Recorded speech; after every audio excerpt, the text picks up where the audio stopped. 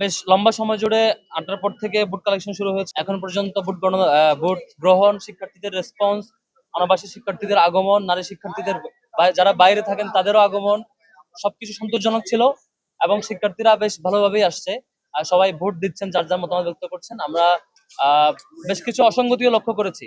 বুথের ১০০ মিটারের মধ্যে যেখানে লাইনে দাঁড়ানো হচ্ছে, নির্বাচনের সেন্টার, ভোটিং সেন্টার, সেখানে ১০০ মিটারের মধ্যে লিফলেট বিতরণ বা এই ধরনের ক্যাম্পেইন সেগুলো নিষেধাজ্ঞা ছিল।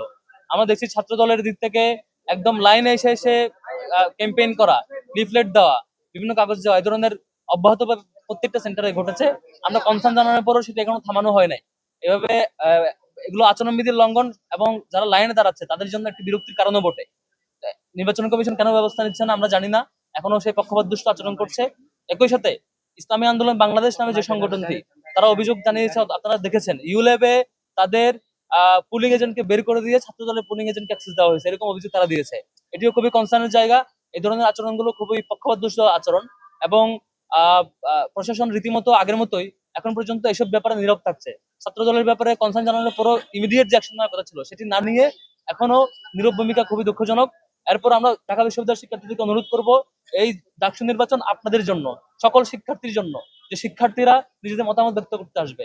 আপনারা যারা হলে আছেন কিংবা যারা অনাবাসিক জায়গায় যার যার বাসায় আছেন, প্রত্যেকে অবশ্যই আসবেন এবং ভোট সেন্টারে এসে আপনার মতামত দিবেন, পছন্দের প্রার্থীকে ভোট দিবেন। এই ডাকসু নির্বাচনে আমরা যেমন করে পরিবেশ দেখাবো, যে অন্যায়ের বিরুদ্ধে প্রতিবিরোধ গড়ে তুলে আমাদের মতামত ব্যক্ত করার প্র্যাকটিসটা দেখাবো, বাংলাদেশ সে পথে এগাবে।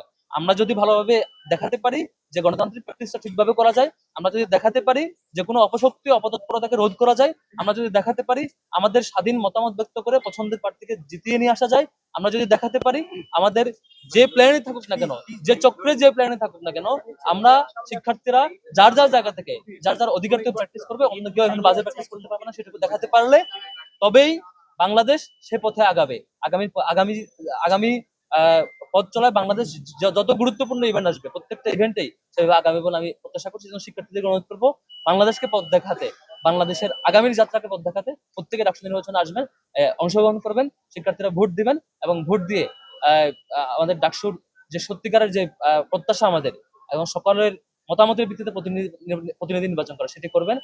ফলে আমরা যদি সবাই মিলে অংশগ্রহণ করি, সবাই মিলে আসি, যারা অন্যায় করতে চায়, যারা অপতৎপরতা চালাতে চায়, যারা প্রশাসনকে ব্যবহার করে, তাদের দলীয় লোকজনকে ব্যবহার করে অন্য প্র্যাকটিস করতে চায়, তারা নিশ্চয়ই ব্যর্থ হবে। আমরা বারবার জানিয়েছি, এখনো ব্যবস্থা নেয় নাই।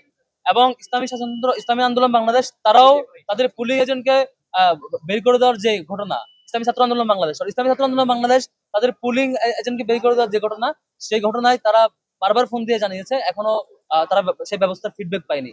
তারা একটু আগেও জানিয়েছে তারা এখনো ফিডব্যাক পায়নি এবং তাদের পুলিং এজেন্ট এখনো সেখানে ঢুকতে পারেনি। এবং তারা সেখানে ঢুকে দেখেছে যে সংখ্যক সব দল মিলে বা অন্যান্য প্রার্থীর পুলিং এজেন্ট মিলে যে সংখ্যক থাকার কথা, সেই সংখ্যক ছাত্র দলের একারই পুলিং এজেন্ট ওখানে দাঁড়ানো, অথচ তাদেরকে আগে কার্ড দেওয়া হয় নাই বা আগে সেই সংখ্যক যে পরিমাণ যেভাবে নিয়মতান্ত্রিক ভাবে দেওয়ার কথা সেভাবে দেওয়া হয়নি। তাহলে কি করে তারা ঢুকলো? এবং তাদের কনসার্নটা, ইসলামী ছাত্র আন্দোলন বাংলাদেশের কনসার্নটা কেন নেওয়া হলো না এখন পর্যন্ত, সেটা একটা শঙ্কার জায়গা।